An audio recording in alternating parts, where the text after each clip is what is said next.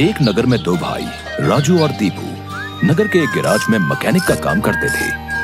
दोनों बहुत मेहनती थे। एक दिन गैराज में काम करते हुए, भाई मैं सोच रहा था अगर हम ऐसे ही काम करते रहे तो एक दिन अपना एक गैराज खोल लेंगे और फिर जल्दी ही दूसरा और फिर तीसरा और जल्दी ही हर शहर में अपना एक गैराज होगा।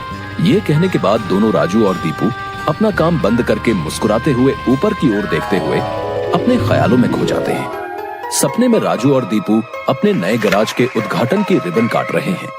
तभी पीछे से उसकी पीठ पर कोई धक्का देता है और दोनों घबरा के सपने से बाहर आते हैं। राजू के बगल में उसकी गैराज का मालिक, ग्रे शर्ट, काले पैंट, सिमटे हुए बाल और आंखों पे चश्मा। तुम दोनों से एक काम सही से नहीं होता।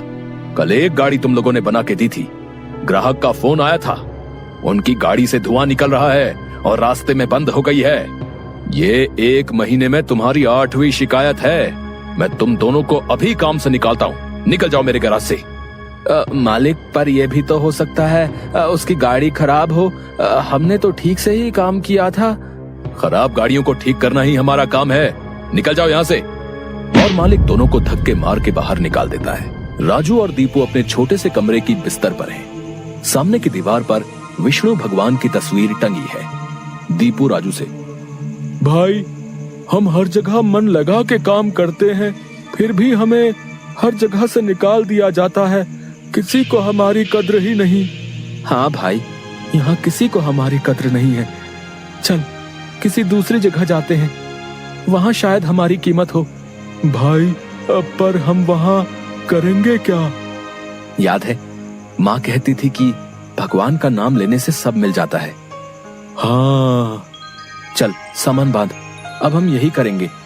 भगवान का नाम लेंगे और पैसे कमाएंगे। वो कैसे? अरे हम बाबा बन के लोगों को ज्ञान देंगे और उनसे पैसे लेंगे।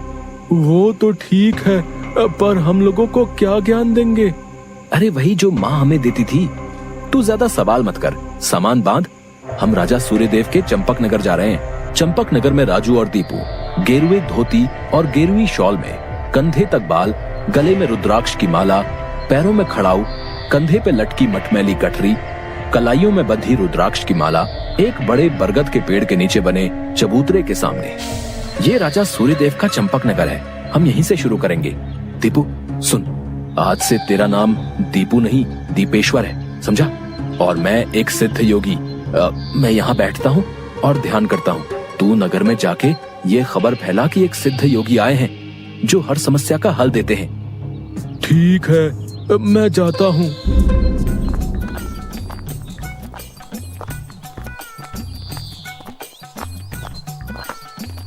भाई हमारे सिद्ध बाबा जी के लिए कुछ दान दो। ये कौन से बाबा हैं और कहाँ हैं? बड़े सिद्ध बाबा हैं, उनके पास हर समस्या का हल है। नगर के बाहर जो बड़ा बरगद का पेड़ है ना, वहाँ ठहरे हुए हैं। अगर तुम्हें कोई समस्या हो तो उनसे जाके मिल लो, वो तुम्हें हल जरूर बताएंगे। पर हाँ, दान के लिए कुछ लेकर जरूर आना। हाँ, मैं जरूर आऊंगा। औरों को भी बता दो, पूरे नगर का भला हो जाएगा। जरूर बाबा जी, जरूर। राजू पेड़ के नीचे ध्यान में बैठा हुआ है और दीपू थैले में सामान लेके उसके पास जाता है। मैंने नगर में खबर फैला दी है, जल्दी ही लोग यहाँ आते होंगे। तुम तैयार रहो। मैं तो कब से तैयार हूँ, देखते हैं क्या होता है। राजू फिर से ध्यान में बैठ जाता है। तभी नगर के लोग वहाँ आने लगते हैं और हाथ जोड़ के नीचे बैठे हैं। बाबा, हमारा काम नहीं चल रहा, कृपा करें। आप जो भी दान के लिए लाए हैं बाबा के चरणों में रखें और बाबा से गुरु मंत्र लें। दुकानदार राजू के पास पैसे रखता है और हाथ जोड़कर खड़ा हो जाता है।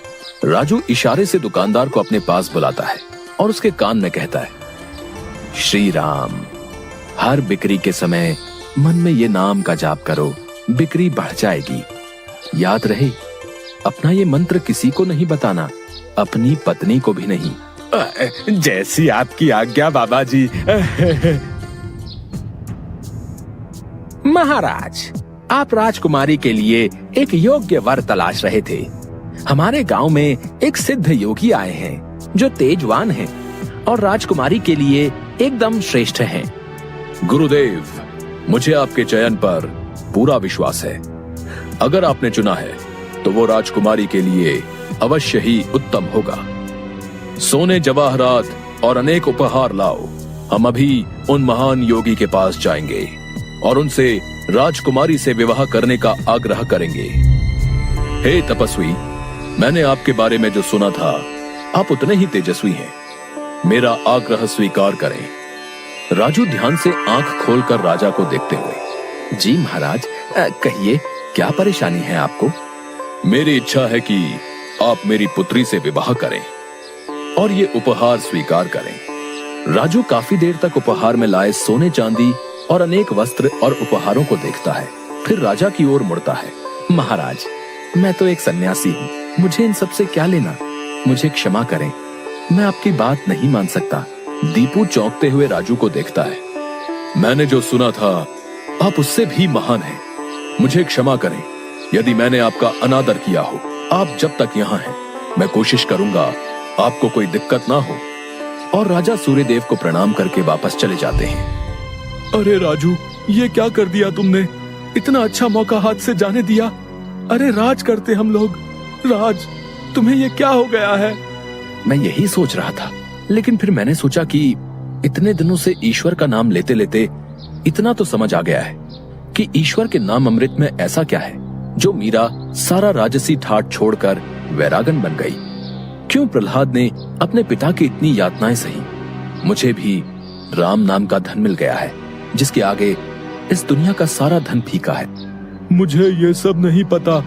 हम यहाँ पैसे कमाने आए थे, ना कि साधु बनने।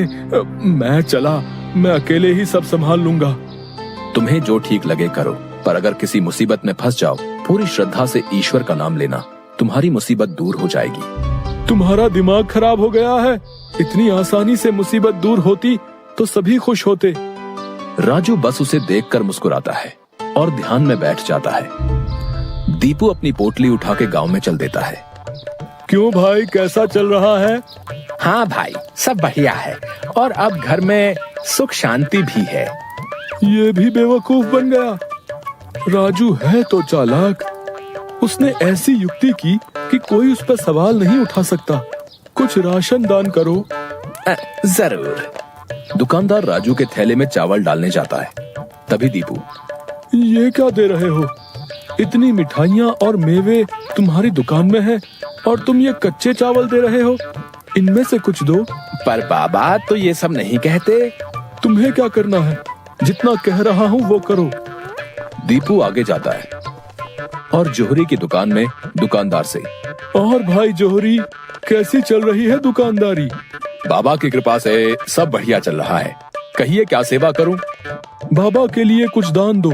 इससे पहले कि इन्हें मेरी असलियत पता चले, इनसे तगड़ा दान लेके गांव से गायब हो जाऊंगा। फिर ये लोग राजू के पीछे पड़ेंगे तो उसे समझ आएगा।